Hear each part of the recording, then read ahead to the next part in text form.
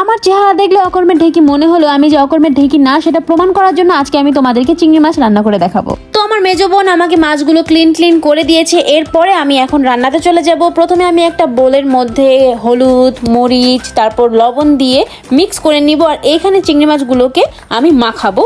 আর তারপরে সুন্দর করে প্রত্যেকটা মাছ মাখিয়ে আমি এইটা গরম গরম তেলের মধ্যে ভেজে নিব। আর ভদ্রভাবে মাছগুলো ভাজার পর আমি কিন্তু এই একই তেলের মধ্যে মাছটাকে ভুনা করব। আর ভুনা করার জন্য আমি প্রথমে দিয়ে দেব পেঁয়াজ। আর পেঁয়াজটাকে ভালো মতো নাড়াচাড়া করে ভেজে নিতে হবে। আর তারপর এখানে আমি দিয়ে দিব লবণ আর আদা রসুন বাটা। এরপর আরো কিছুক্ষণ ভাজতে হবে যাতে আদা রসুনের স্মেলটা না পাওয়া যায়। আর তারপরে ভাজা হয়ে গেলে আমি দিয়ে দিব একটু পানি। আর সেখানে দিয়ে দিব হলুদ, মরিচের গুঁড়া, ধনিয়া গুঁড়া। এরপর ভালো মতো কষিয়ে নিব। আর কষানো হয়ে গেলে আমি আমার চিংড়ি মাছগুলো দিয়ে দিব। এরপর দিয়ে দিব অল্প পরিমাণে পানি, কারণ আমি চিংড়ি মাছটা আগে ভেজে নিয়েছি আর ভালো মতো কষানো হয়েছে। সো অর্ধেক কিন্তু আমার রান্না হয়ে গেছে। সো পানিটা কমই দেওয়া উচিত। আর এই যে চিংড়ি মাছের পাপ, এইটা আমি লাস্ট কত বছর আগে খেয়েছি আমার মনে নেই। যখন আম্মু ছিল তখন এইভাবে ভেজে দিত আর আমরা কুটকুট করে খেতাম। আর আজকে এটা ভেজে দিয়েছে আমার মেজো বোন।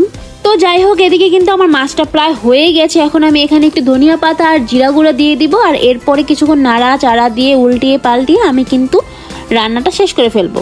কি যে সুন্দর করে সার্ভ করা হয়ে গেছে, এখন জাস্ট খাওয়ার পালা। আর এই মাছটা খেয়ে আমার বাপ জান কি বলছে সেটা একটু দেখো। কেমন আছে?